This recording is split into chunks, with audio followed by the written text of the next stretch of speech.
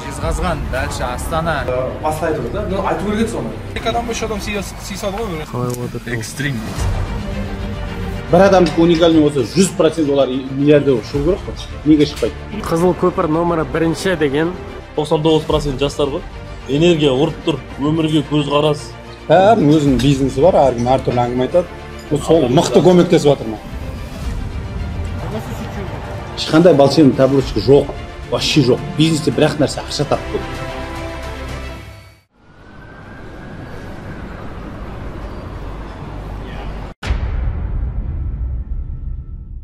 Алдымен жорық дегеніміз не? Бұл бизнесмен, инвестор, кәсіпке консалтингтік көмек көрсететін Бақтияр Өсербекұлы мырзамен 3 күн сапарда болып, түрлі тақырыпта білім алу және ой алмасу. Бірінші күні біз Алматы қаласындағы қонақ үйде жиналып, алғашқы сабағымызды бастап кеттік. Одан соң алда күтіп тұрған ұзақ жолға дайындалып, командамен бірге керемет кешкі ас іштік.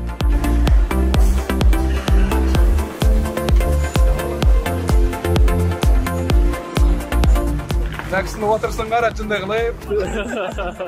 Бұл ортаға еліміздегі ең мықты деген кәсіп иелер жиналған. Барлығымыз 20 адам болып, Алматыдан Шымкентке, Қызылорда, Жезқазған және Астана қалаларына жорыққа шықтық. Солай Алматыдан 100 шақырым ұзап шыққанда біз алғашқы сынаққа жолықтық. Арамыздағы бір көлік жолға жарамай бұзылып қалды. Алайда біз бұл мәселені дер кезінде шештік. Бір мезетте жолда кетіп бара жатқан эвакуатордың артынан қуып тоқтатып, қалаға қарай алып кетуін сұрадық. Жолдың өзі сынағы ғой. Любой жолда сынақ болды. Сол жерден бастап практика өтіп кетіп, осындай қиын жағдайда қалай болады? Қалай көрсетеді? Бағасына келіскен соң ол эвакуатор бізді кері айналу жолы ұзақ деп, менің артымнан еріңдер деп, бір туннелдердің арасынан өткізіп, қайтадан машина бұзылған жерге қысқа жолмен жеткізді. Мына жерге бір 2 адам үш адам сыйсады ғой, бірақ ыңғайсыз отырады да. Ары қарай бұзылған көліктегі адамдар қалған көлікке сыйысып отырып, сапарымызды жалғастырдық. Ұзақ жол бойы әртүрлі әңгімелер айтылып, керемет нетворкинг болды.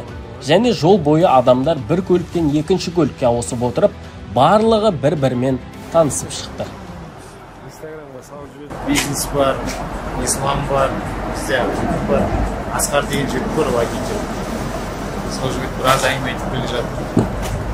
Уже әр адам әр направлениеде әр сайттарын айтып, бір-біріне жақсы сабақтар беріп жатыр.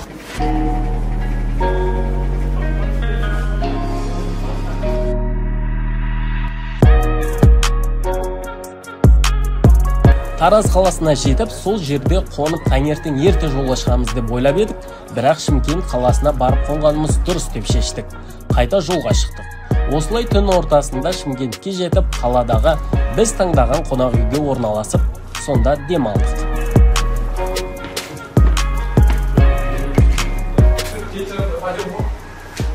Короче, 8-де мұнарада тамақ ішемізде, 8-де жалғап берген болады сағат. Орындар осындай. Қалай ол жатыр? Таңертең бізге алғашқы тапсырма берілді. Ол тапсырма таңғы ас кезінде барлығы бір-бірімен танысып шығу керек. Аты кім, не кәсіппен айналысатыны туралы ұмытып қалмау қажет. Бізде таңғы завтрак. Таңғы асымызбен бірге мына жерде танысу. Болашақ қарым-қатынасы реттеу мақсатында бір-бірімізбен жақын танысты. Солай аса жігіттерге сәтті. Күніміз сәтті өтсін. Шымкент қаласындағы сабаққа еліміздің басқа да қалаларынан түрлі кәсіпкерлер келіп қосылды. Бұл жорықтың тағы да бір ерекшелігі, біз 3 күн бойы телефонсыз жүрдік. Әрине бұл басында бәрімізге ауыр тигенмен соңына қарай керемет сезімде болдық. Телефонды ұмытып, миымыз жанымыздағы басқа да нәрселерді қабылдай бастады.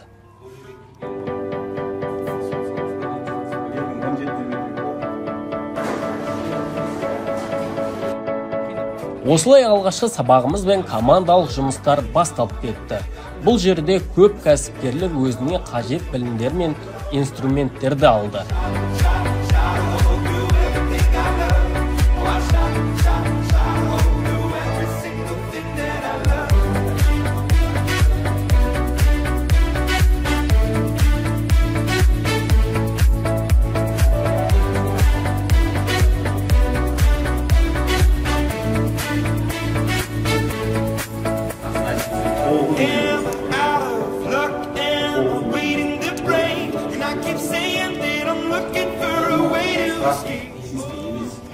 Ауыр сабақтардан кейін кәсіпкерлер миды демалту мақсатында боулинг ойынына барып қайтты.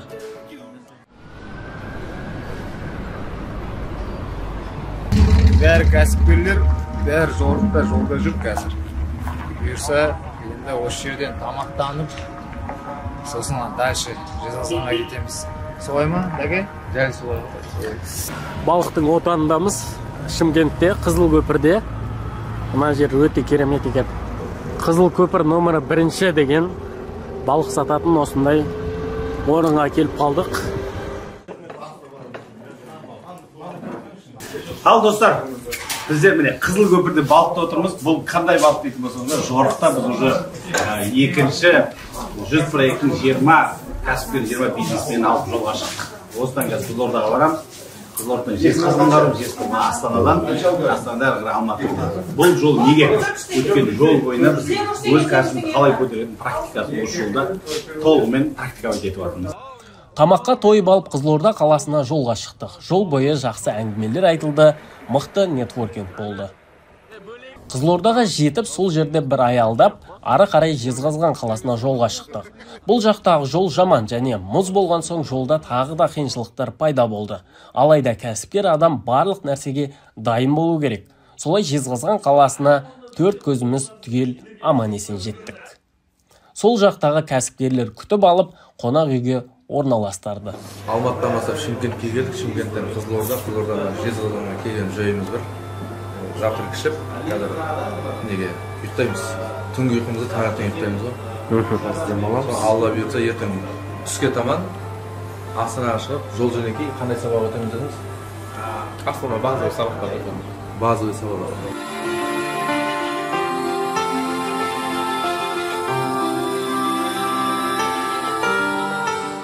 Ертесіне Жезқазған қаласында да сабақтарымыз жалғасты. Бұл жақта да түрлі кәсіп иелері жиналған екен. Ол шаруаларды шаймен шешіп тастадық. Біздің әке-шешеміз сөйтіп келеді. Ертең бірдеңе болып қалса. Ертең бірдеңе болып қалса. Ертең бірдеңенің артынан, короче, ана бір кісі квартира сатып алған ғой. Сөйтсе, анда объявление бойынша 150 квадрат метр дейді. Үйіне кірсе, мынандай коридор ғана қалған ғой. Жинай берген ғой. Ертеңге керек болады. Біз гаражға қарсақ мусор толып тұр. Складқа қарсақ мусор толып тұр. Неге? Өйткені біз солай қорқынышпен өмір сүріп жатырмыз. Мысалға, бизнесті ашайықшы, бизнесте қандай нәрсе бар? Логика кішкентай қой. Бүгін ақша таптың, дұрыс па? Дұрыс қой. Сөйттің де, мына пайдасына өмір сүрдің, болды. Үстіндегі пайдаңа. Табысыңа. Дұрыс қой. Оборотың бар, үстіндегі табысың бар, болды, өмір сүрдің.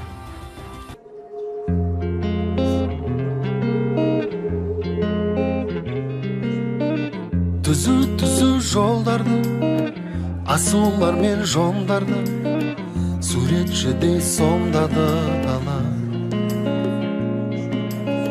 Жол жүргенде жайдары, сұлу самал майданы, көңілімді жайлады жаңа. Жезқазғанда аяқтап мұз жолмен Қарағандыға жолға шықтық. Ұзақ жолда үнемі жаңа адамдармен танысып, жаңа инсайттар пайда болды. Көңілімді жайлады жаңа. О, алыс түзу жолдармен заулда, жүрегімде оттай сезімім барда, жеткізбейтін қиялында бәрі алда. Ұлы дала шақырады алдан, таусылмайтын шексіз жолдарым арман, әлі де талай аттанамыз ұзақ жолға. Әлі талай аттанамыз ұзақ жолға. Одан соң Қарағандыға жақын бір жерде бәріміз кешкі ас ішіп, сабақпен тапсырмалар болды. Ол тапсырмалардан кейін барлығы өз ойларымен бөлісіп шықты. Бір адамдық уникальный болса 100% олар миллиардер шығу керек қой. Неге шықпайды? Сұрақ инструментте емес. Сұрақ сенің қаншалықты проблемаға тіке қарай алатының. Ешқандай волшебный табличка жоқ, вообще жоқ. Бизнесте бір-ақ нәрсе ақша тап болды. Енді ақша табу үшін сен не істейсің? Конкурент өлтіріп тастайсың болды. Неге? Өйткені проблемасын, конкурентте болып тұрған проблеманы сен шешші бар. Автоматын саған клиент өтіп кетеді. Монополист бол, автоматын бүкіл кәсіпкер саған, бүкіл саған бұрын конкурент болып жүрген адам саған жұмыс жасайды. Сіздермен жүріп, мына балалармен әрқайсысымен сөйлескен, әрқайсысының несі, ойлары әртүрлі болып маған әдемі көмектесіп жатыр да. Бәрінің өзінің бизнесі бар, әркім әртүрлі әңгіме айтады. Сол мықты көмектесіп жатыр маған. Уақыт жоймау керек екен де, соны түсіндім да. Қандай адам болса да бірінші очередь өзің ашық болу керек, тіл табысып кету керек. Содан кейін ары қарай уже жолдар ашыла береді екен көріп тұрмын да. Мен де барлығы жақсы екен десең ба, барлығы ортасына екен. Өтір айтам. Жаңа кеше айтып жатқаныңыздай душа ғой. Біз ішіміз не қалайды, соның артынан қуып кете береміз да. Ол уже эмоциялық тұрақсыздық болып кетеді уже. Бізге бизнесте негізі керегі эмоция емес, бізге не керек қой? Тек алдыға жүру, тоқтау, дисциплина. Саған мындай етіспейді деп ше, тұрған кезде, өзіңе айтып отқан кезде басқаша болады екенсің да. Иә, қабылдай білу керек екен да саған. Енді осы жолы мен басқаша тыңдап жатырмын. Алдын бұрын өзіме ғана болып тыңдасам. Қазір енді ар жақта мені күтіп отырғанда қанша біраз адам бар да. Олардың тағдыры уже сенің айтқан жорығыңа қарай не берем деген оймен келдім ғой. Зорыққа шыққан жігіттердің әңгімесіне қарағанда біраз бір неден қап қойған сияқты болып кетіппіз. Келесі бір саты болса, реті болса, осындайға бара берген дұрыс екен, қалмай жақсы. Жақсы нәрсе. Өзім ұмытып кеткем, только біреудің жағдайын ойлай бересің, жауапкершілікті өз-өзімді жоғалтып жіберген ғой. Жауапкершілік конкретно мен өзім жауапкершілік ала алмайды екенмін. И ортадағы атмосфера былайша айтқан кезде 99% жастар ғой. Энергия ұрып тұр, өмірге көзқарас. И мына біздегі қазір біреуге айтып отырып, өзіңнің қателігін өзің түсініп отырып та. Өз қателігіңді өзім айтып отырып, түсініп отырмын да, мен мына жерде жіберіп қойған екен ғой. Программаның конкретті бекітілмегені да. Бұл нәрсе мынандай екен да, бұл біз кәсіпкер любой нәрсе дайын тұруымыз керек қой. Жолда қалып қалуыңда мүмкін, бір жерде жаңа болмайды қалуы мүмкін деген сияқты. Кеше қамдан свич алып келе жатырмын да, ойлап келе жатырмын. Білмеймін, мына кісілер ұйықтады бір жерде. Бензиндер өшіп қалып, свичан біреуін қалдырып кетіп өзі қайтер деген ой келіп тұрды. И содан Брю, знаю как стать богатым. Болды, неважно, мысалы кеше біз бір кезде қорқытасың, бір кезде күлесің, бір кезде байқамай былай обходқа шығасың, бір кезде переговорға отырасың, бір кезде шамал ұтыласың. Но факт екінші күн жаймен әрқайсы тамырын бастыңдар былай. Үшінші күні олар уже менен ұялып кетті. Солай жасаған үшін. Біздің жасаған жақсылығымызға адамдар ұялу керек. Біздің жасаған ісімізге ата-анамыз қуануымыз керек, біз емес.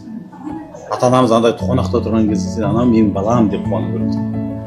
Ана мен Талғат Сақан ағаның бір күшті историясы жүрегімде қалып қойды.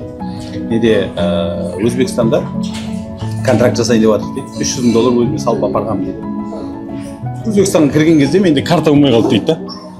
Сөйтіп ана $300,000 үшін $300 ала салдым жүріп тұруыма деп. Сөйтіп ананың қолына ақшаны беріп кеттім дейді. Жаңа $300 алғанымды ұмытып кеткенмін ғой дейді. Алматыға келгеннен кейін 3 күннен кейін мен есіме түсті дейді анам. Сол кезде ана жаққа звондадым, Вовка, короче, ана күні $300 бердім, ана ақталып жатыр дейді там.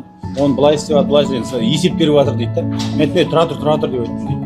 Короче, өткенде мен ананың кішкене $300 алып едім, айтуды ұмытып кетіппін дейді ғой. Ана жерде, короче, ана жақтан мынандай дауыс шықты дейді да. Мен осы үшін қазақтарды жақсы көремін. Анарды айтқан жоқ дейді, Талғат жақсы көремін, Нұрбол жақсы көремін, ана Күйпотылбар жақсы көремін. Осы үшін қазақтар жақсы. Сонда дейді да, бір $300 Қазақстанға бір адамның алдына жүрегіне іс салды дейді да. Сен де мысалы көше жүрген кезде түкіріп барасың басқа шетелде. Қазақ екенін білсе осы қазақтар осындай мал дейді да. Иә. Ал енді представьте, вот біз әрбір басқан қадамымызды мен ата-анамның несіне сөз абыройына сөз тие ма, әлде абыройын көтере ма? Всегда осы нәрсені сұрақты қойыңдар да, қадам жасайтыныңыз. Жолымыз болсын, осы алған күніміз құтбереке болсын.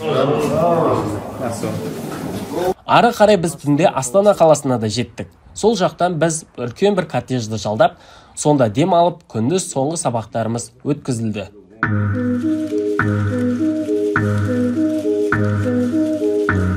Ары қарай Астана қаласында өзіміз қыдырып қайттық. Осылайша 3 күндік жорығымыз аяқталды. Бұл жорық Бақтияр мырзаның бастамасымен ұйымдастырылып жатыр. Бұның жалғасы 100 завод, 100 проект. Бұл жерде Қазақстандағы ең мықты деген 100 кәсіпкер жиналады. Және елімізге 100 заводты қалай салу керектігі жөнінде ары қарай 3 айлық жұмыстар басталатын болады. Сондықтан кәсіпкер болсаңыз, немесе кәсіп бастауға қызықсаңыз, біздің 100 завод, 100 проект командасына қосылыңыз. Соңына дейін тамашалағандарыңызға рахмет.